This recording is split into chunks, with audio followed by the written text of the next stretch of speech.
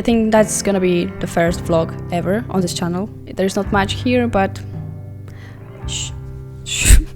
The beginnings are always the worst, and I don't know how to even introduce myself. So I'm just gonna say like, hi, welcome to this tiny corner of the internet. And I'm Martyna and I. I do stop motion, I direct, I fabricate puppets, I make scenography, I animate, edit sometimes. And from 2016, I was basically handling the whole productions in my bedroom. Or I just used whatever tiny space I had back then.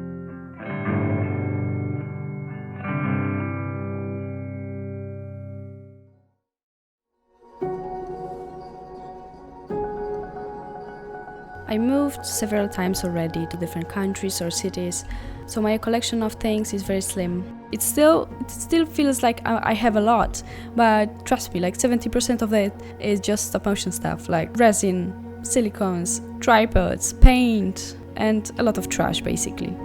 This time I had a chance to move to the Polish village, where I wanted to convert the whole flat to a stop motion studio.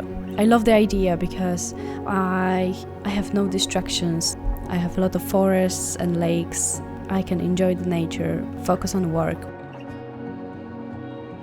And whenever I finish my work, I can just drive back to the city. I have 2 rooms now, and honestly I've never had so much space, so I got pretty excited about that. I wanted to make one room to be really simple and easy to reorganize, so whenever I have different projects I can modify the space a little bit.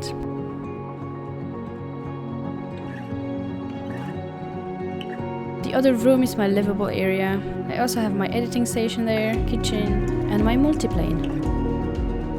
The reason I didn't want a multiplane in the other room is that it's not really comfortable to move it around, and it will most likely get in the way during my work. Here it has one place, I don't need to reconstruct it every time I need it, and it's always ready for shooting. Multiplane is a very good way to start with animation and give it an illusion of depth with small amount of space. You can simply put your objects on multiple layers and create an interesting look. You also don't need expensive rigs to make things fly or jump. I use a very budget-friendly option, which is a metal IKEA shelf that I painted black. I ordered custom-made glass and both steel angle bar to attach my camera on top. And that's basically it.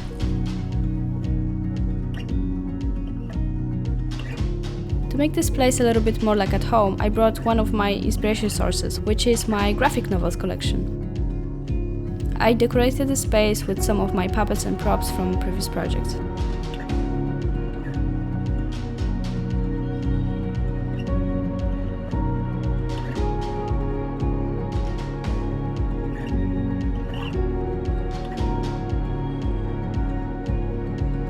It took me quite a while to clean and organize the entire flat, but after all of the hard work, it was finally time to use this space and create something.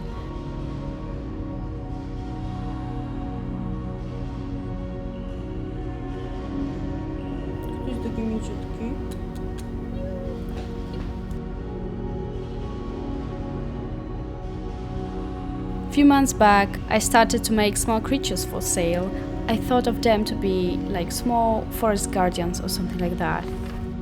At first I used my previously made silicone molds and poured resin inside. When you're working with resin or any other toxic material, please wear gloves and respirator. I think I didn't have it back then, but now I use it every time. It's just not worth the risk. I have this silicone form so I can make multiple copies of faces, hands or antlers. Also, resin is less likely to break.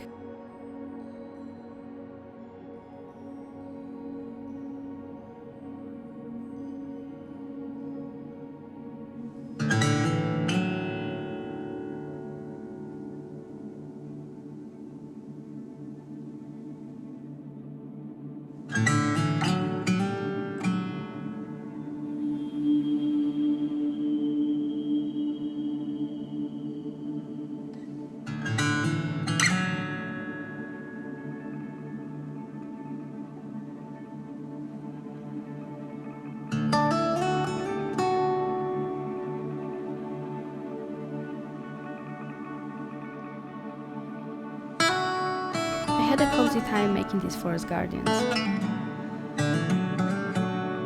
Some of them had stones that I bought in different countries, such as Chile or Spain. So they also carried some special kind of story within. Besides stop motion, I will try to make these tiny creatures for sale every month. The link will be in the description below if you want to check my shop.